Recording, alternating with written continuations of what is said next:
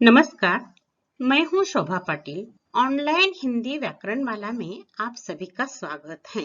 आज हम इस वीडियो में रस भाग 3 के अंतर्गत हास्य रस की परिभाषा और उदाहरणों का विस्तार से अध्ययन करने वाले हैं। देखिए, हम रस का अध्ययन कर रहे हैं। पहले वीडियो में हमने रस और रस के अंग और भरत मुनि के नाट्यशास्त्र में रस, मुख्य रस, उपरस, उनके स्थायी भाव, विभाव, अनुभाव, संचारी भाव आदि का हमने विस्तार से अध्ययन किया। बाद में हमने श्रृंगार रस और श्रृंगार रस के भेद और उनका उदाहरण हमने देखा। आज हम हास्य रस का अध्ययन करने वाले हैं। हास्य रस की परिभाषा क्या होती है? देखिए, वही बात आती है, विभाव, अनुभाव और संचारी भावों के संयोग से हृदय में स्थित हास्य नामक स्थायी भाव जागृत होकर हास्य रस के रूप में निष्पन्न होता है। उसे हास्य रस कहते हैं। मतलब विभाव, अनुभव और संचारी भाव इनका संयोग हो जाता है और हमारे हृदय में स्थित जो हास्य नाम स्थायी भाव है वो पुष्ट होकर हास्य रस के अवस्था में पहुंच जाता है, तब उसे हास्य रस कहते हैं। ये सरल अर्थ है। देखिए, सभी रसों में हास्य रस ये मनोरंजक है और सुखात्मक रस है। इसमें दुख, विरह इस तरह की बातें नहीं है, तो हम हंसते हैं। यानी कि हास्य के लिए विचित्र आकृति, विचित्र विषय, विचित्र बातचीत, विचित्र चेष्टा ये देखकर हमारे मन में प्रसन्नता का भाव जागृत हो जाता है और हास्य की निर्मित होती है। ये बात महत्वपूर्ण है। यानी यहाँ मनोरंजन होता है, मन का मनोरंजन होता है, मन प्रसन्न होता है और चेहरे पर हास्य आ जाता है, इसलिए सुखात्मक भाव है। अब देखिए, रस, हास्य रस ये श्रृंगार रस का उपरस है। ये पहली महत्वपूर्ण बात। देखिए, श्रृंगार रस मुख्य रस है और श्रृंगार रस का उपरस हास्य रस है। ये स्पर्धा परीक्षा के लिए बहुत महत्वपूर्ण है। इस रस का रंग श्वेत मतलब सफेद है और देवता प्रमथ, ये देवता का नाम है। यानी यहाँ सब खुशी है, आनंद है, प्रसन्नता है और सुखात्मक भाव है हास्य रस का अध्ययन करते समय। देखिए, हास्य रस के दो भेद हैं, आत्मस्थ और परस्थ। आत्मस्थ मतलब क्या? आदमी स्वयं हास्य की निर्मित करता है, यानी कि हास्य का विषय देखकर ही आदमी हंसने लगता है। आत्म मतलब स्वयं, स्वयं हास्य की निर्मित करता है और वो हंसने लगता है, तब उसे आत्मस्थ हास्य रस कहा जाता है। परस्थ मतलब इस हास्य की निर्मित होने के लिए दूसरे व्यक्ति के विनोद को या जोक या विचित्र स्थिति देखकर हमारे मन में हास्य का भाव होता है, तो उसे परस्थ हास्य कहते हैं। मतलब क्या? दूसरों को देखकर हमारे मन में हास्य उत्पन्न होते हैं, उसे परस्थ कहा जाता है। और आत्मस्थ मतलब स्वयं हास्य की निर्मित करता है या हास्य के विषय देख कर ही हमें हंसी आ जाती है, उसे आत्मस्थ। आत्म मतलब स्वयं, स्वयं ही हास्य की निर्मित करते हैं, उसे हास्य। या कभी कभी दूसरों को देखकर हमें हंसी आ जाती है, उसे परस्थ। देखिए, हास्य की भी बहुत मनोरंजक स्थिति होती है। कभी कभी लोग इस विचित्र ढंग से हंसने लगते हैं, उनके हंसने के ढंग को देखकर भी हमें हंसी आ जाती है। यानी दूसरों के हास्य को देखकर हमें हंसी आती है, उसे परस्थ हंसी कहते हैं। ये दो, आत्मस्थ और परस्थ, ये विभाव के आधार पर यह दो हास्य रस के भेद हैं। अब देखिए, अनुभव के आधार पर हास्य के प्रकार देखिए। अनुभव मतलब कायिक, मानसिक, आहार्य और सात्विक, ये हमने देखा है।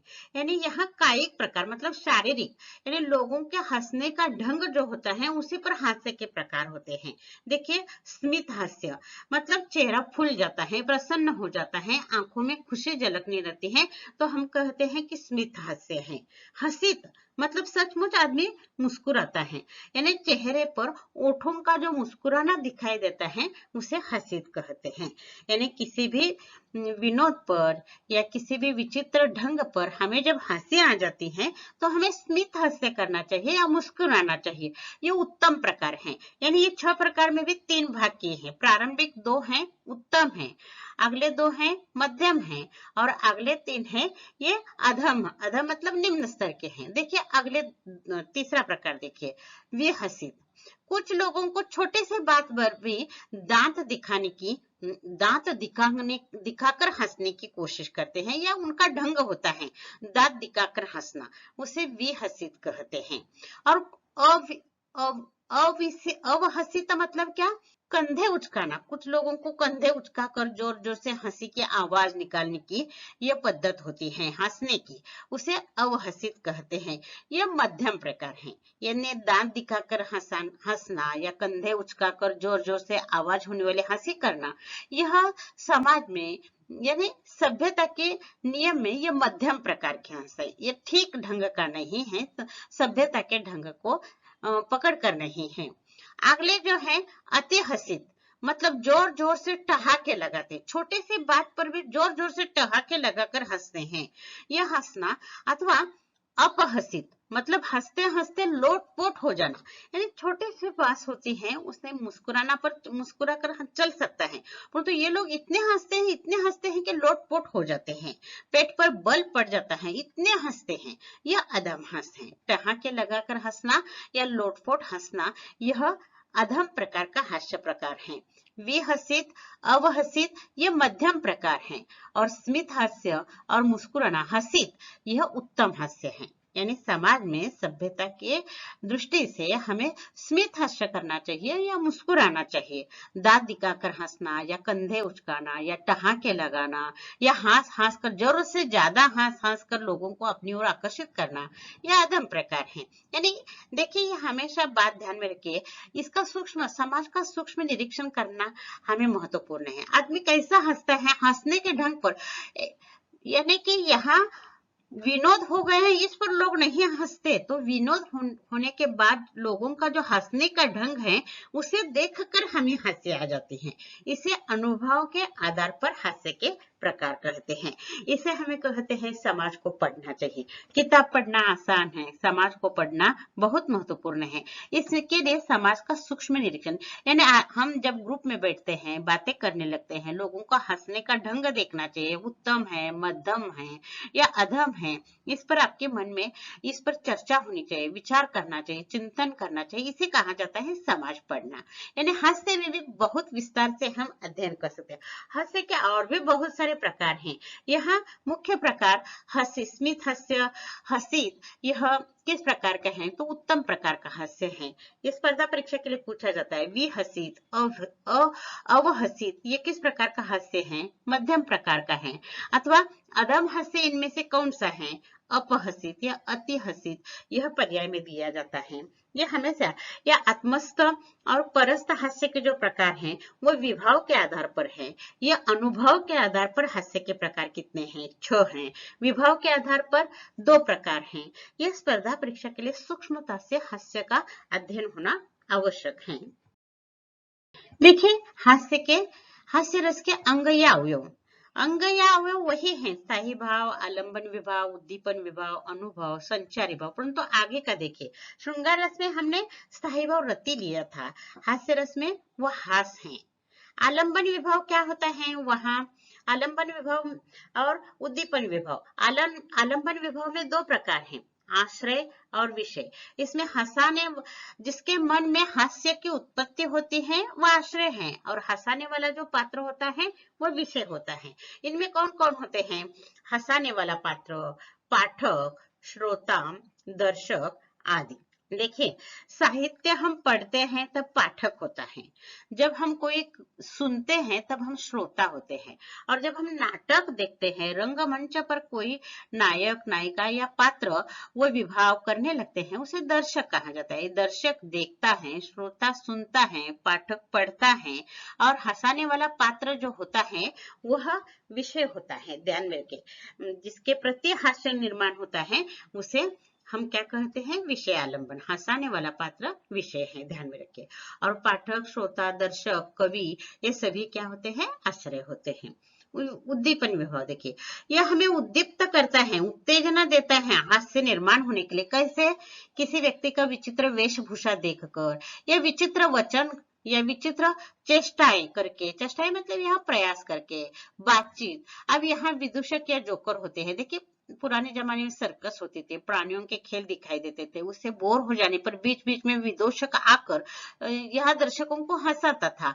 इसलिए यह उद्दीप्त करने वाला विभाव, जो हास्य स्थायी भाव जागृत होने के लिए, उसे उत्तेजित करने के लिए विदूषक आ जाते हैं और वे विचित्र विकृत अनुपयुक्त चेष्टाएं करते हैं ताकि दर्शक उसे देखकर हंसना शुरू करते हैं। ये ध्यान में रखिए, विचित्र वेशभूषा, विदूषक की वेशभूषा आप देखते हैं विचित्र होती है, वो विचित्र वचन मतलब बोलता है, विचित्र चेष्टा मतलब अंगिक चेष्टाएं करता है और इसी से हमारे मन का हास्य स्थायी भाव उद्दीप्त हो जाता है। अनुभव क्या होता है, हमारी उस पर प्रतिक्रिया, यानी वो ध्वनित किस तरह होता है, हास्य मन में निर्माण हो जाता है तब किस तरह ध्वनित होता है, मुस्कुराना, आंखों का मिचमिचाना, आंखें बंद होना, आंखों में पानी आना, अट्ठाहस, अट्ठाहस मतलब चेहरा प्रफुल्लित होना, ओठ नतुने आदि का स्फुरण, ताली पिटना, मुख का फुलना, ठहाके लगाना आदि। देखिए ये भी हास्य के प्रकार हैं। यानी हास्य ध्वनित किस तरह होता है, कोई आदमी स्मित हास्य करता है या मुस्कुराता है, कोई आदमी हंसते समय आंखें मिचमिचाता है, आंखें बंद करता है खोलता है, उसे आंखें मिचमिचाना कहता है।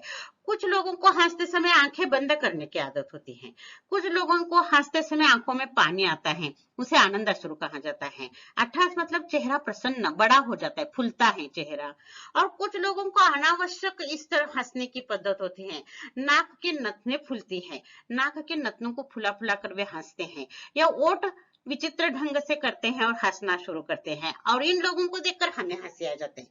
कुछ लोगों को हंसते समय ताली पीटने की आदत होती है, मुख का फूलना, कुछ लोगों का ठहाका, ठहाका मतलब क्या, जोर जोर से आवाज निकालकर हंसने की पद्धत, यानी यह ध्वनित होता है। हमारे हृदय में स्थित स्थायी भाव अनुभव के माध्यम से वह ध्वनित हो जाता है, और उस समय संचारी भाव क्या होता है, हर्ष होता है, उत्सुकता, चपलता, आवेग, अश्रु, स्वेद, कभी कभी पसीना आ जाता है हंसते हंसते, कभी कभी आनंद अश्रु आंखों में आ जाते हैं, ये संचारी भाव होते हैं। इस तरह हास्य रस के इस अंग या अवयव पर आपको स्पर्धा परीक्षा के लिए यह प्रश्न पूछा जा सकता है कि अनुभव क्या होता है, उद्दीपन विभाव, आलंबन विभाव, आलंबन में आश्रय क्या होता है, विषय क्या होता है, इसलिए इसका अध्ययन सूक्ष्मता से होना आवश्यक है। देखिए हास्य रस के हम कुछ उदाहरण लेकर वो स्पष्ट करते हैं। यह एक रंगमंच पर गायक बैठा है तंबूरा लेकर, और उसकी चेष्टाएं, उसकी क्रियाएं, उसके आलाप करने का ढंग देखकर हंसी उत्पन्न हो जाती है। पहले हम उदाहरण और उदाहरण का भावार्थ देखते हैं और बाद में उसके अवयव देखते हैं। देखिए, तंबूरा ले मंच पर बैठे प्रेम प्रताप, साज मिले 15 मिनट, घंटा भर आलाप, घंटा भर आलाप राग में मारा गोता, धीरे धीरे खिसक चुके थे सारे श्रोता। देखिए, एक गायक, प्रेम प्रताप मतलब प्रेम का गीत गाने वाला या गीत गायन करने वाला आदमी तंबोरा लेकर मंच पर बैठा है। आपके सामने वो आकृति आ जाएगी, मंच पर तंबोरा लेकर एक आदमी बैठा हुआ है, पर तो वो शुरू करना चाहिए, पहले ही सारी तैयारी करनी चाहिए।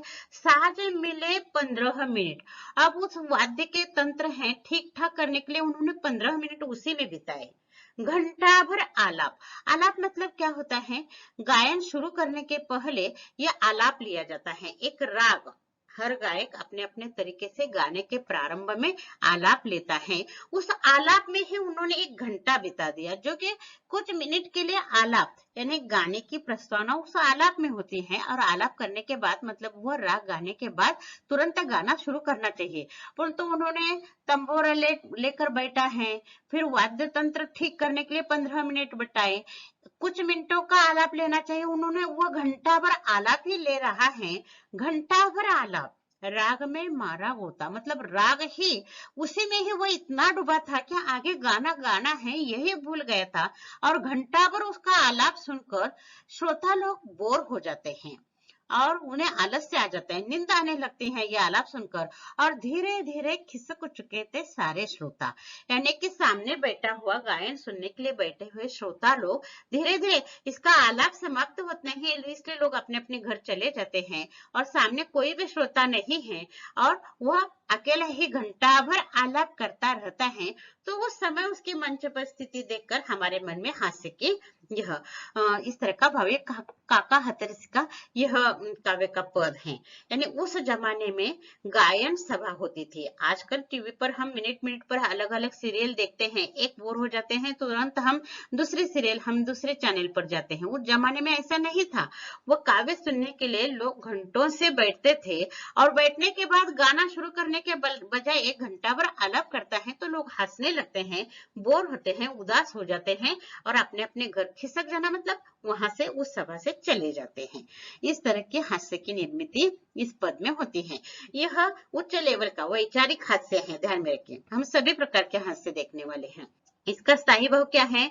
उस आदमी के गायन, वाद्य तंत्र ठीक करना, आलाप लेना, इस तरह की चेष्टाओं को देखकर हमारे मन में हास, ये स्थायी भाव जागृत हो जाता है। इसके लिए क्या क्या होता है? पहले आलंबन विभाव। आलंबन विभाव में आश्रय आलंबन विभाव कौन है? श्रोता। किसके मन में हर्ष पैदा हो गया? श्रोता के मन में। किसके प्रति? मतलब विषय आलंबन विभाव। हंसाने वाला पात्र मतलब यहाँ गायक गाने के पहले आलाप ही लेता बैठा हुआ है, इसलिए वह हंसाता है, इसलिए श्रोता लोग हंसते हैं। ये 2 प्रकार हुए। उद्दीपन विभाव क्या है? हंसाने वाले के हाव भाव, यानी हाव भाव मतलब वह तंबारा लेकर बैठा है और वाद्य तंत्र ठीक कर रहा है, यह उसकी क्रियाएं हैं। चेष्टा क्या? आलाप ही करता रहा है। यह उद्दीपन मतलब उत्तेजित करता है, हंसने के लिए उत्तेजित करता है। उसके हाव भाव, क्रिया, चेष्टाएं, ये विचित्र ढंग देखकर हमारे मन में हास्य का भाव उत्तेजित हो जाता है। अनुभव क्या?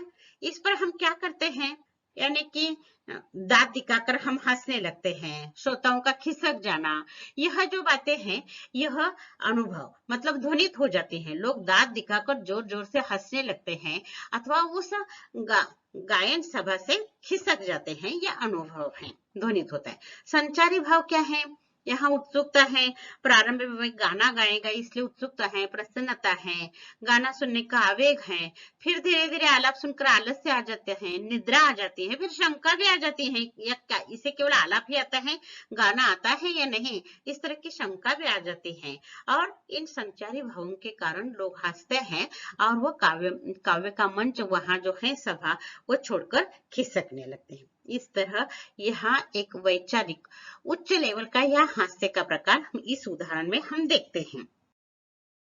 अगला उदाहरण देखिए। हास्य का हल्का फुल्का उदाहरण है, बहुत आसान है, ये आधुनिक है।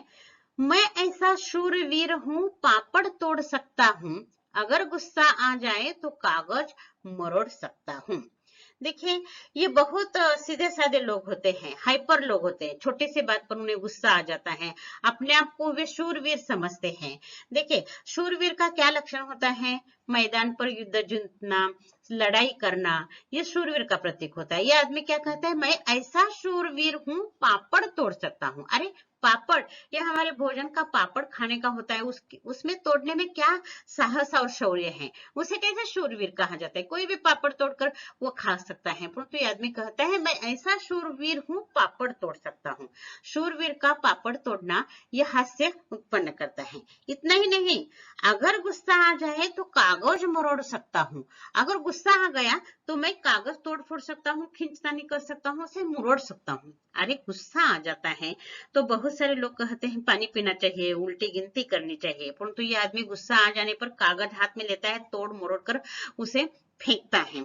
ये गुस्सा आने की प्रवृत्ति या शौर्य दिखाने की जो प्रवृत्ति है, यह बढ़ चढ़कर बातें करने की प्रवृत्ति है। इस बातों ने आदमी को देखकर श्रोता के मन में हास्य की यह भाव उत्पन्न हो जाता है। ये उदाहरण है। इसका स्थायी भाव क्या है? हास। आलंबन विभाव क्या है? श्रोता या दर्शक, यानी अगर वो आदमी बोल रहा है तो सुनता है या मंच पर अभिनय करता है तो दर्शक होता है। मतलब किसके मन में हर्ष निर्माण हो गया? श्रोता या दर्शक। इसलिए आश्रय आलंबन विभाव श्रोता या दर्शक है। विषय आलंबन विभाव विचित्र बात करने वाला आदमी। शूरवीर पापड़ तोड़ने को शूरवीर कहता है, कागज मरोड़ने को, गुस्सा शांत करने का ढंग, ये विचित्र बात करने वाला जो होता है वो विषय आलंबन विभाव कहा जाता है। उद्दीपन विभाव क्या है?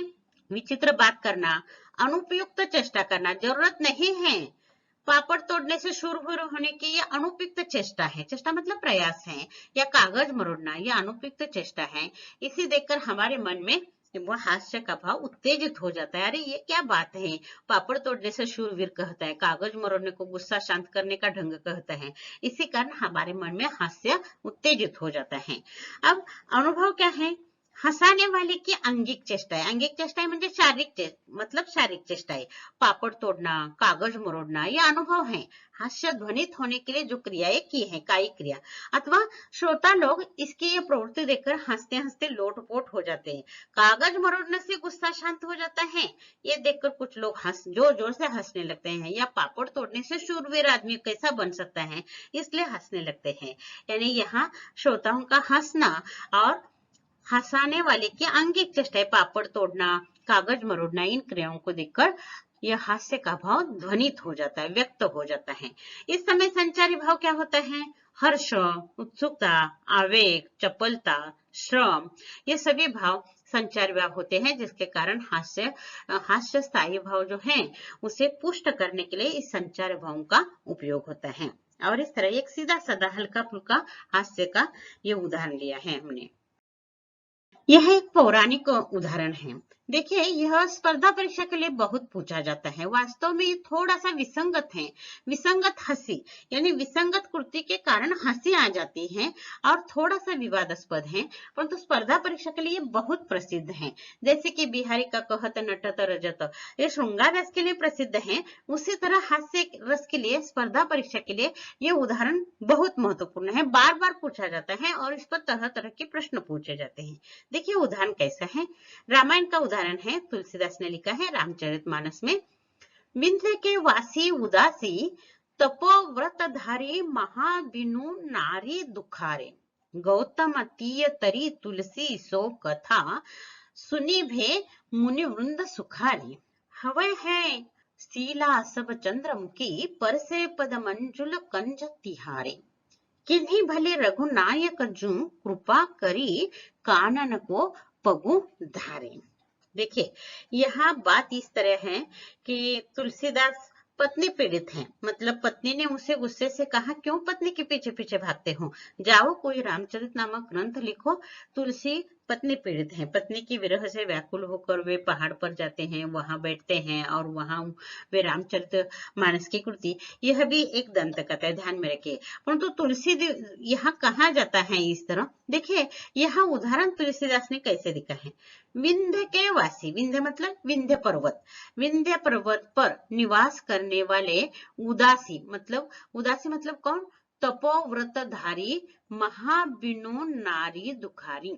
इसका सरल अर्थ है, विंध्य पर्वत पर तपस्या करने वाले ये ऋषि मुनि नारी के बिना दुखी और उदास हैं, मतलब बिनु नारी दुखारे। वास्तव में ऋषि मुनि संसार का मोह माया का बंधन तोड़कर ही तपस्या करने के लिए वन में चले जाते हैं, वन पर्वत पहाड़ पर जाते हैं। परंतु यहाँ विंध्य पर्वत पर तपस्या करने वाले यह मुनि वृंद या तपस्या करने वाले ऋषि मुनि हैं, उन्हें बहुत दुख है, नारी के बिना वहां जीवन यापन करते हैं, वे उदास हैं, फिर भी तपस्या कर रहे हैं। और दुख क्या है मन में, उनके नारी के बिना वहां उन्हें रहना पड़ता है। उसी समय उन्हें एक बात मालूम हो जाती, तुलसीदास की कथा मालूम हो जाती है।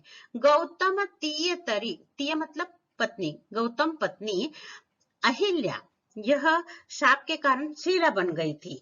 और यह कथा उन्होंने सुनी कि रामचंद्र जी यानी राम लक्ष्मण वन गमन करते समय वन में उस शिला बनी हुई अहिल्या का वे उद्धार करते हैं। यानी कि श्री रामचंद्र जी के पैर के धूल के स्पर्श से वो शिला मतलब वो पत्थर एक सुंदर नारी अहिल्या के रूप में वहां उपस्थित हो जाता है। मतलब श्री रामचंद्र जी के पैर के स्पर्श से शापित पत्थर बनी गौतम पत्नी अहिल्या का उद्धार हो जाता है और एक सुंदर नारी अहिल्या के रूप में वहां उपस्थित हो जाती है। यह तुलसीदास की कथा सुनकर मुनि वृंद सुखारे, मतलब उस विंध्य पर्वत पर तपस्या करने वाले मुनि ऋषियों को सुखद उन्हें धक्का मिलता है। क्यों? क्योंकि उस समय एक घटना हो जाती है, हवे है शिला सब चंद्रमुखी परसे पद मंजुल कंज तिहारी। मतलब वहां से वनगमन करने वाले श्री रामचंद्र और लक्ष्मण जा रहे हैं, ये बात उन्हें मालूम हो जाती है। तब उन्हें लगता है कि यहाँ विंध्य पर्वत पर तो चारों ओर पत्थर ही पत्थर हैं। अगर इस विंध्य पर्वत से वह वनगमन कर रहे हैं तो हर एक पत्थर को श्री राम जी का स्पर्श हो जाएगा पैरों का, और चंद्रमुखी मतलब सुंदर सुंदर नारियां इस पर्वत पर उपस्थित हो जाएगी। यानी कि श्री कृष्ण के पैरों से शिला बनी अहिल्या सुंदर नारी के रूप में उपस्थित हो जाती हैं। तो विंध्य पर्वत पर जो सभी और बिखरे हुए पत्थर हैं, उसे वनगमन करने वाले श्री राम जी ने अगर स्पर्श किया तो चंद्रमुखी मतलब सुंदर सुंदर नारियां यहाँ भी उपस्थित हो जाएगा। परसे पद मंजुल कंज तिहारी, यानी उनके कंज मतलब धूल, उनके पैरों के धूल का स्पर्श अगर इन शिला मतलब पत्थर को लगा तो यहाँ भी सुंदर नारी निर्माण हो जाएगी। किन्हीं भली रघुनायक जो कृपा करी कानन को पग धारे। कानन मतलब वन, अगर इस वन में भी वे पगुधारी मतलब यहाँ से पधारे और जाते जाते उन्होंने यहाँ अगर पत्थरों को स्पर्श किया, सुंदर नारी की निर्मित हो जाएगी। तो यहाँ व्रत या तपस्या करने वाले ये मुनि वृंद हैं, उनकी चांदी हो जाएगी, यानी उन्हें भी नारी मिल जाएगी। देखिए यह विसंगत हास्य है, यानी कि इन तपस्या करने वाले मुनि ऋषि ऊपर से कहते हैं कि हमने मोह माया संसार का सबका त्याग किया है, परंतु उनके अंदर नारी और सुंदर नारी के प्रति असूया है, उनके मन में उसके प्रति आसक्ति है, यह दिखाने का प्रयास किए हैं। और अगर कोई ऋषि सुंदर नारी की कल्पना करता है तो हमारे मन में हास्य की निर्मित हो जाती है, इसलिए यह हास्य रस का उदाहरण है। देखिए स्थायी भाव क्या है? हास। आलंबन विभाव में आश्रय आलंबन कौन है? किसके मन में यह जागृत हो जाता है भाव आनंद का, हास्य का? विंध्य पर्वत पर तपस्या करने वाले ऋषि मुनि। किसके प्रति? राम के प्रति, क्योंकि अगर राम यहाँ से चले जाएंगे तो सुंदर नारी की निर्मित हो जाएगी और हमारी चांदी हो जाएगी। इस तरह का हास्य का भाव तपस्या करने वाले ऋषि के मन में जागृत हो जाते हैं, और किसके कारण हो जाता है? राम के कारण। इसलिए विषय आलंबन विभाव राम है और आश्रय आलंबन विभाव ये ऋषि मुनि हैं, ध्यान में रखिए। उद्दीपन विभाव क्या है? अहिल्या की कथा सुनना, यानी ऋषि बहुत खुश हो जाते हैं कि गौतम पत्नी अहिल्या शापित पत्थर थी और राम के पदस्पर्श से वह अहिल्या सुंदर नारी के रूप में परिवर्तित हो गई। इसी कारण इन ऋषि मुनियों के मन में हास्य उत्तेजित हो जाता है, अरे वह भी बात हमारे बारे में होनी चाहिए। इस तरह का हास्य प्रसन्नता उनके मन में जागृत हो जाती है, उत्तेजित हो जाती है। अनुभव क्या है? ध्वनित होने के लिए क्या कारण बन गए हैं?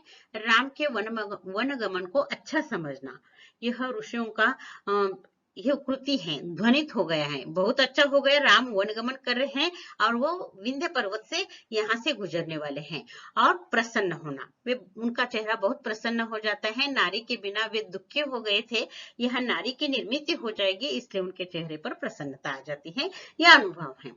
संचारी भाव बहुत है इसमें, हर्ष है, उत्सुकता है, चपलता है, आवेग है, स्मृति है, स्वप्न है, बहुत सारे आदि संचारी भाव इस हास्य रस में हास्थायी भाव को जागृत करने के लिए, पुष्ट करने के लिए सहायक होते हैं। यह विसंगति है और इस विसंगति पर हास्य निर्माण होता है। यह उदाहरण थोड़ा सा कठिन है, परंतु यह स्पर्धा परीक्षा के लिए महत्वपूर्ण है, इसलिए यहाँ हम इसका अध्ययन यहाँ विस्तार से हमने किया है। हास्य रस के और दो उदाहरण लिए हैं, ये कालबाह्य हो गए हैं।